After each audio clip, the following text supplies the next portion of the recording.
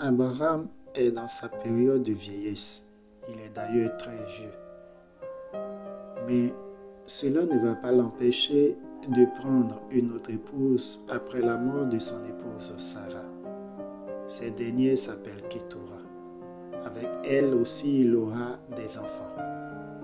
Mais Abraham sait que le fils de l'alliance, l'enfant désiré par Dieu, l'élu du Seigneur, c'est Isaac. Donc déjà avant sa mort, Abraham va donner son héritage à son fils Isaac.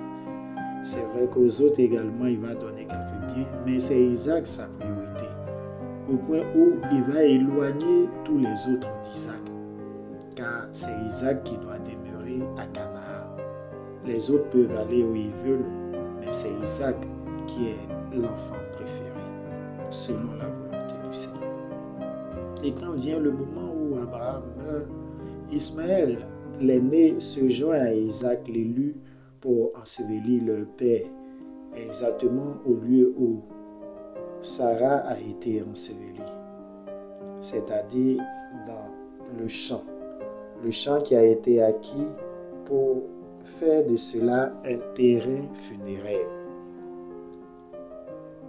Ismaël, de son côté, a eu beaucoup d'enfants. Lui, c'est vrai que sa mère Agar, l'égyptienne servante de Sarah, a été chassée, mais là où ils ont été, le Seigneur les a bénis et il a eu beaucoup d'enfants. Isaac n'avait pas encore d'enfants parce que sa femme Rebecca était stérile. Mais Isaac ne va pas se taire. Il va implorer le Seigneur et le Seigneur va accorder la fécondité à sa femme Rebecca.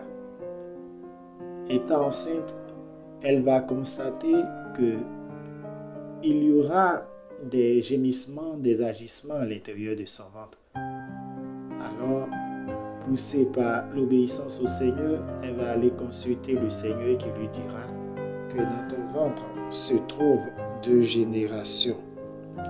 Oui, 2 nations se trouvent dans ton ventre. L'un sera plus fort que l'autre et le grand servira le petit. Et quand vient le moment pour Rebecca de mettre au monde ses 2 enfants, le premier à naître était roux, velu. À lui fut donné le nom d'Ésaü. Le deuxième qui naissait tenait déjà le talon du premier. À lui fut donné le nom de Jacob. Ces 2 enfants grandissaient donc devant leur père et leur mère.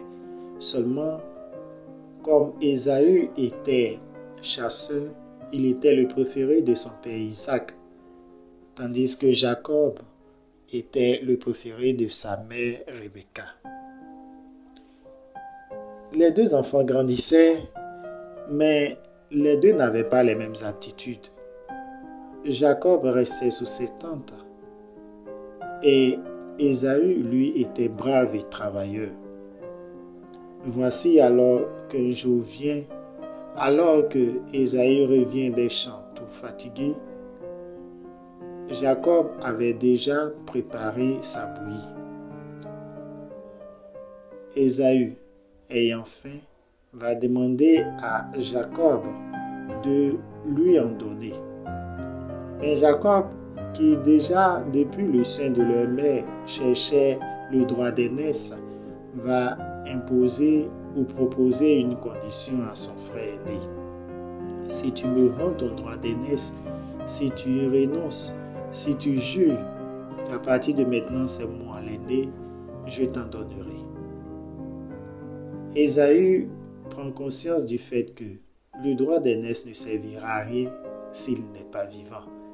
Alors, il donne cela à son frère.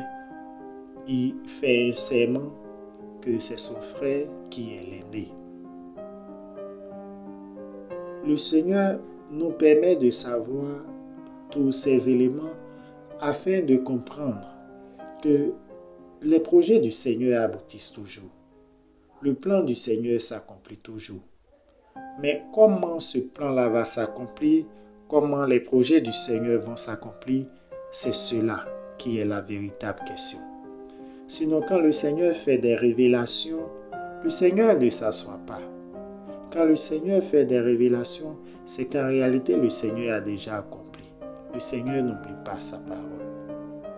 Souvent, nous les hommes, lorsque nous recevons des révélations de la part du Seigneur, en même temps, nous dressons une ligne, c'est-à-dire la procédure, le processus pour l'accomplissement de cette révélation.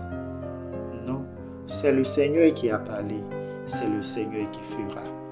Nous les hommes, ce que nous devons faire, c'est obéir au Seigneur, avoir confiance en lui, compter sur lui, espérer, demeurer fidèle et surtout persévérant. Revenez à chaque fois au Seigneur pour lui rappeler toutes ses promesses, car le Seigneur fait toutes choses en son temps. Dans notre marche avec le Seigneur, sachons le chercher.